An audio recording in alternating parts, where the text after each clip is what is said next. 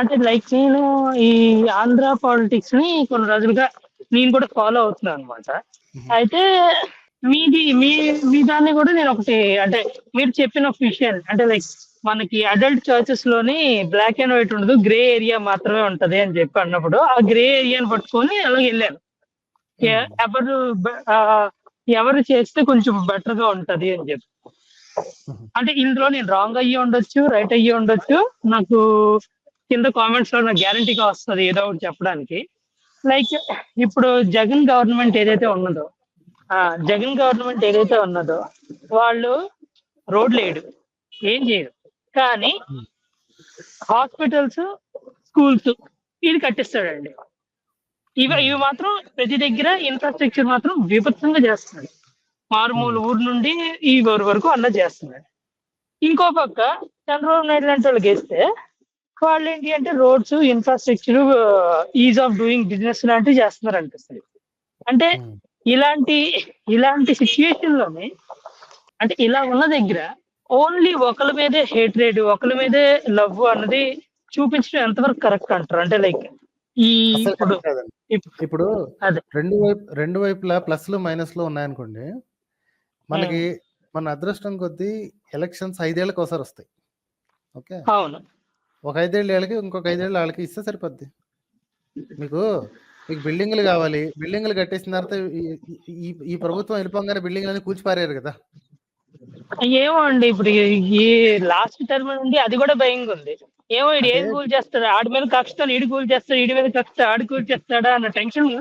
అంటే ఇప్పుడు జనాల్లో అంటే లైక్ నేను మా వాళ్ళతో మాట్లాడుతున్నప్పుడు, అరే ఇప్పుడు జగన్ ఇది కట్టించాడు, సచివాలయం కట్టించాడు, చంద్రబాబు నాయుడు వస్తే జగన్ ఇప్పుడు క్యాపిటల్ బిల్డింగ్ ఎలాగైతే కూల్ చేశాడు, ఇప్పుడు చంద్రబాబు నాయుడు కూల్ చేస్తే అని ఒక మాట వచ్చింది. అంటే ఇప్పుడు వాళ్ళ దిగజారడం స్టార్ట్ అయిందని ఇద్దరు దిగజారుతున్నారు. దాన్ని ఇప్పుడు ఒక గవర్నమెంట్ కట్టించిన వస్తువుని, అది విషయాన్ని ఇంకో గవర్నమెంట్ కూల్చినప్పుడు చప్పట్లు కొట్టిన వాళ్ళు ఉన్నారనుకోండి, తర్వాత వాళ్ళు ఏడిసే అర్హత కోల్పోతారు. ఇప్పుడు ఈడు కట్టినోడు, వీళ్ళకి నచ్చినోడు కట్టినోడు నెక్స్ట్ వాడు వచ్చినోడు కూల్చేసాడు అనుకోండి. సో అందుకనే హర్షించకూడదు. ఏది ప్రజల ఆస్తికి నష్టం జరుగుతుంది, ప్రజలకి డైరెక్ట్ నష్టం జరుగుతుంది అన్నప్పుడు హర్షించారు అనుకోండి, నెక్స్ట్ టైం వాళ్ళకి మూతి పగిలినప్పుడు ఏడిసే అర్హత కోల్పోతారు. రైట్? ఇప్పుడు ఆడేవాడు కట్టించడానికి, ఈడేవాడు కోల్చడానికి, ఇదంతా జనాల సొమ్ము కదండి. రైట్? కట్టించినప్పుడు వాడిని నెత్తిన పెట్టుకున్నారు, కూల్ చేసినప్పుడు వీడిని నెత్తిన పెట్టుకున్నారు. అంటే ప్రజలు వేరే ఉండొచ్చు కానీ but still as a whole ప్రజలు అదే పని చేశారు. కట్టించినప్పుడు ఆడిని నెత్తి పెట్టుకున్నారు, కూర్చున్నప్పుడు వీడిని నెత్తి పెట్టుకున్నారు. ఇప్పుడు రివర్స్ అయింది అనుకోండి, వీడు కట్టించాడు, తిరిగిపోతున్న వాడు కూల్చాడు అనుకోండి, అప్పుడు ఏడవటానికి మొహం ఎక్కడి నుంచి వస్తాడు? అంతకుముందు దాన్ని హర్షించారు కదా. రైట్? ఇప్పుడు ఓన్లీ దానికి మనసుకు దాన్ని ఏమంటారు, ఆలోచించట్లేదు, ఓన్లీ ఎమోషనల్ గా వెళ్ళిపోతున్నారు అనిపిస్తుంటది అనమాట. ఇవి ఎలక్షన్స్ కానీ ఇవేవి కానీ చూస్తున్నప్పుడు. సో ఎమోషన్స్ ఎక్కడ ఉండాలి అక్కడ ఉండాలండి, వాటికి ఒక ప్లేస్ ఉంటుంది. ఓకే, ఎమోషన్స్ పర్సనల్ రిలేషన్షిప్స్ లో వాడాలి, వాటిల్లో ఉపయోగించాలి. ఇప్పుడు జీవితానికి ఉపయోగపడే పెద్ద విషయాల్లో ఎమోషనల్గా ఉండడం ఎంత బేవకూఫ్ పనులు అవన్నీ. లాంగ్ టర్మ్ ఎఫెక్ట్ అవుతుంది అని తెలుసుకున్నప్పుడు ఎమోషన్స్ తో వాడటం ఏంటండి? బ్రెయిన్ పెట్టద్దు. రైట్? ఆఫ్టర్ ఆల్ ఒక 2-3 సంవత్సరాలు చదివే ఇంటర్మీడియట్ డిగ్రీలకి ఇంత రీసెర్చ్లు చేస్తుంటారు. బోల్డ్ అంతమందిని అడుగుతారు, అందరిని అడుగుతారు, విషయాలు కనుక్కుంటారు, పేపర్ల మీద రాసుకుంటారు, అన్ని రీసెర్చ్లు చేసి చేస్తారు. ఎందుకంటే ఈ 2-3 ఏళ్ళు నేను చదివే చదువుకి మాకు జీవితాంతం మాకు ఆసరాగా ఉంటుంది. మరి 5 ఏళ్ళు వచ్చి ఒకడు ఏదో చేస్తాడు అన్నప్పుడు 5 ఏళ్ల ఎఫెక్ట్ నెక్స్ట్ ఇంకో 10 ఏళ్ల పాటు ఉంటుంది. మరి జాగ్రత్త చూస్ చేసుకోవాలి కదా. ఇప్పుడు మీరు చెప్పినట్టు నేను అందుకే జనరిక్ గా ఉంటానండి. ఆంధ్ర పాలిటిక్స్ గురించి నాకు అనవసరం కాబట్టి జనరిక్ గా ఉండేది ఏంటంటే, కొంతమంది ఈ పార్టీ వాడు ఈ మంచి చేశాడు, ఈ చెడు పని చేశాడు, ఆ పార్టీ వాడు ఆ మంచి చేశాడు, ఆ చెడు పని చేస్తున్నాడు అని అనిపించినప్పుడు, ప్రస్తుతానికి ఒక మంచి జరిగినప్పుడు ఇది సాచురేట్ అయింది అనుకున్నప్పుడు పక్కన వాడికి ఇచ్చి ఇంకొకటి మంచి పని చేయించుకోవాలి. లేదు ఆడిచ్చే మంచి మాకు పెద్ద విలువ లేదు, వాడు చేద్దాం అనుకున్న పనుల మీద మాకు పెద్దగా ఇంట్రెస్ట్ లేదు అనుకుంటే ఈయనే కంటిన్యూ చేస్తారు. This happens now or after 5 years. Right? పాత ప్రభుత్వం, ఈ ప్రభుత్వం, వాళ్ళ వీడ పేరేంటి, ఈ పార్టీ జెండానా ఆ పార్టీ జెండానా అనేది అనవసరం అండి. It's all about what benefits the overall దాన్నేమంటారు సొసైటీ. అంటే ఎందుకంటే ఇప్పటికి ఒక 2-3 టైమ్స్ ఓట్ చేసినోడుగా అంటే హ్మ్. 2 సార్లు కొంచెం చెప్పాలంటే డిసప్పాయింట్ అయ్యాను. ఈసారి అది ఓటేసేటప్పుడు ఎవ్వడికి ఓటేయకూడదేమో అన్నట్టుంటే నోటాకు గనుకేస్తే అది నిజంగా వేస్ట్ ఓట్ అయిపోతుంది. అంటే నంబర్ ఆఫ్ నోటాలు ఫుల్ ఉన్నాయనుకోండి. I don't know exactly how that works అండి. ఎందుకంటే ఇప్పుడు 50% కంటే ఎక్కువ నోటాలు ఉన్నాయి అంటే ఎవరైతే నామినేషన్ ఏసారో వాళ్ళెవరు సెకండ్ టైమ్ నామినేషన్ ఎయకూడదక్కడ. ఎందుకంటే వాళ్ళసలు అవసరం లేదని అందరూ తేల్చారు కాబట్టి. మరి ఆ రూల్స్ ఎలా అందరూ తేల్చారనాలి. కాకపోతే అది అక్కడ ఎలా ఉంటదంటే 50% నోటా వచ్చి ఇంకొక 25% ఓటయిందంటే అందులో 12.5, 12.5కి ఎవరికి ఎక్కువొస్తే ఆళ్ళకి సీట్ వస్తుందన్నమాట. ఆహ్, ఆహ్, న I mean I don't know the 75% rules voting అండి. ఏస్తే. ఐడియల్లీ జరగాల్సింది ఏంటి అంటే ఏ బటన్‌కి ఎక్కువ నా ఓట్స్ వచ్చాయి అంటే ఆ బటన్‌ని అందరూ ఒప్పుకొని తీరాలి. ఇప్పుడు నోటా అనేది ఒక బటన్ ఉంది. ఆ బటన్‌కి ఎక్కువ నంబర్ ఆఫ్ ఓట్స్ వచ్చాయనుకోండి. ఐడియల్లీ జరగాల్సింది ఏంటి అంటే నోటా ఎందుకు నొక్కారు అంటే ఆ పైన ఉన్న ఏ ఒక్క పేరు మీకు నచ్చలేదు. రైట్? అందుకే అవును. మీరు నోటా నొక్కారు. మళ్ళీ రీ ఎలక్షన్ పెట్టినప్పుడు ఆ పైన ఉన్న ఏ ఒక్క పేరు ఉండకూడదు. మొత్తం అందరూ మారిపోవాలక్కడ. అప్పుడే దానికి విలువ గదా! లేకపోతే నోటాకు విలువ ఏముందండి? ఇప్పుడు నోటా నొక్కారు. రీ ఎలక్షన్ అన్నారు. ఎవడు గెలవలేదని. నెక్స్ట్ టైమ్ మళ్ళీ అదే మొహాలున్నాయనుకోండి. ఐడియల్లీ మీరు అప్పుడు మళ్ళీ నోటాకు నోటా నొక్కాలి. వాల్యూయే లేదు గదా! ఎగ్జాక్ట్‌లీ. సో, ఆ నోటా రూల్స్ నాకు కరెక్ట్‌గా తెలియవు కాబట్టి నేను తెలియకుండా మాట్లాడడం కరెక్ట్ కాదు. నా అదే. ఉద్దేశం ప్రకారం నోటా మీనింగ్ అది. Once you say none of the above అన్నప్పుడు ఆ లిస్ట్‌లో ఉన్న ఇంతకుముందు లిస్ట్‌లో ఉన్న ఏ ఒక్కడు గూడా మళ్ళీ ఆ బ్యాలెట్ పేపర్ మీద కనపడకూడదు.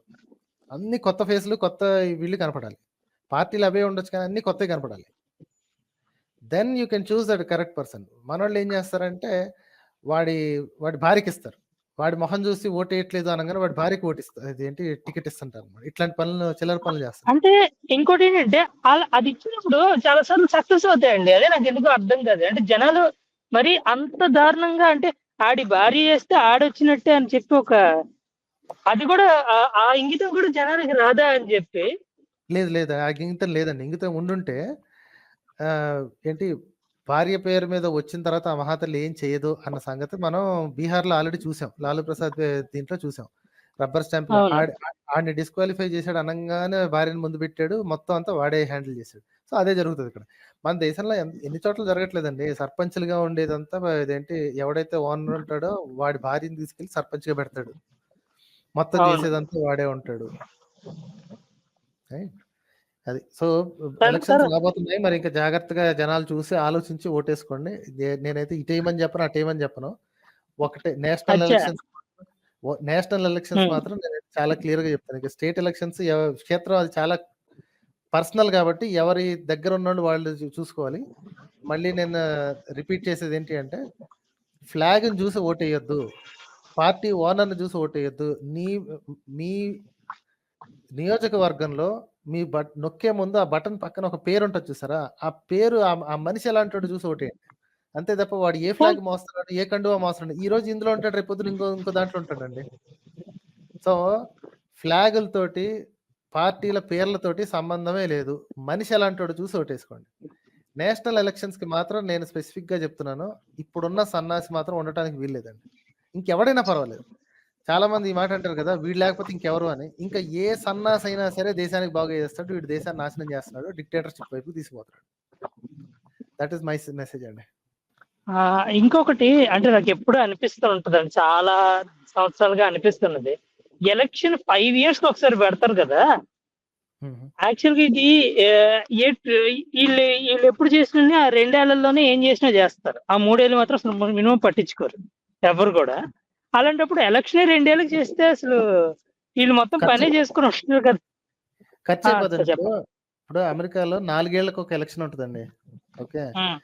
4 హ్మ్. ఏళ్లకే ఉంటది. 4 ఏళ్ల ఎలక్షన్ అన్నా సరే వాడు 3 సంవత్సరాల నుంచి గెలిచిన సంవత్సరం ఒక్కటి వదిలేసి, గెలిచిన సంవత్సరం అంతా పాతోడు చేసినయన్నీ సరిజేయడానికి ట్రై చేస్తాడు. మిగతా 3 సంవత్సరాలు నెక్స్ట్ ఎలక్షన్ గెలవడానికే ట్రై చేస్తాడు. సో, వాళ్ళు టెక్నికల్‌గా హుహు. ఎవడు పని చేయడండి. మీరింకా 2 ఏళ్ళకి ఓకే. అంటున్నారు. 2 ఏళ్ళకి అస్సలు ఎవ్వడు పని చేయడు. ప్రతి దానికి నెక్స్ట్ ఎలక్షన్ ఎలా గెలవాలి అని. అసలు ఖర్చులు విపరీతంగా పెరిగిపోతాయి and it's not at all practical. Okay. Okay. Right. Okay. 5 ఏళ్ళు 5 years is the fair enough amount. కాకపోతే మనోళ్ళకేంటంటే ఇది విశ్వాసఘాతకులు ఎక్కువ మనోళ్ళు.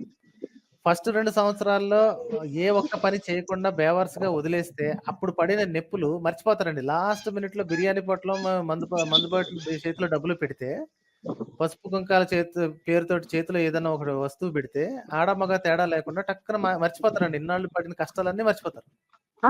అంటే అదే రోడ్డు కూడా సేమ్ అంతే అనమాట. లాస్ట్ 1 ఇయర్, లాస్ట్ 6 మంత్స్‌లో ఏసే రోడ్డే.